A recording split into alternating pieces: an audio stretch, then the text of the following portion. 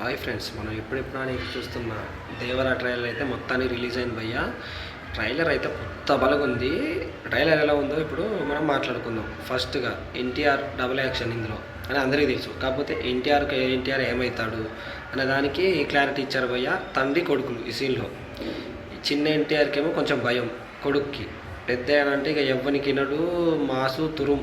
అసలు ఆ fight scenes, ఆ చొరసాప సీను, ఆ ఫైర్ సీను, ఒక్కొక్క సీన్ చూస్తుంటే మైండ్ పోతుంది భయ. ట్రైలర్ ఇలా ఉంటే ఇక మూవీ ఎలా ఉంటుందో మీరే ఊహించుకోండి.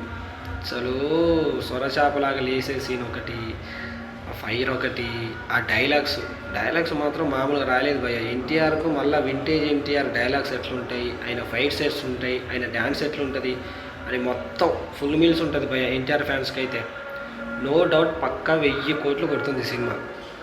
ఎంత కాన్ఫిడెంట్ అంటే అంత కాన్ఫిడెంట్గా. అసలు ఆ హీరో విలను వాళ్ళ కాంబినేషను, ఆ ఫైట్స్, సముద్రం మీద ఎవడన్నా అడుగు పెడితే ఎన్టీఆర్ అంటే తప్పు చేయడానికి ఎవడన్నా ఆలోచన వస్తే ఆ సముద్రం మీద చేయి పెట్టినా కానీ వాడు అక్కడే నరికేస్తాడు భయ. అస్థి పంజరాలు కానీ అవన్నీ మాము కొరటాల శివ ఏమో అనుకున్నాం కానీ మామూలు సినిమా తీయట్లేడు. ఇంతకుముందు ఉన్న కొరటాల శివ, ఇప్పుడున్న కొరటాల శివ అంటే ఇంతకుముందు భయం అయింది. ఎందుకంటే ఇంతకుముందు వచ్చిన సినిమా ఫ్లాప్ అవ్వడం, దాని మీద ఎన్టీఆర్ ఫ్యాన్స్కి అయితే చాలా భయం ఉంది. మళ్ళీ ఎన్టీఆర్కి RRR తర్వాత వచ్చే నెక్స్ట్ మూవీ ఇది.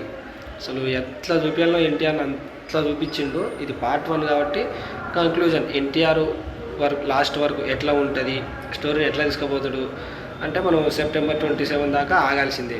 ఆ రోజు అర్థమవుతుంది మొత్తం స్టోరీ ఏంది ఇదని. ట్రైలర్ మాత్రం ఏమాట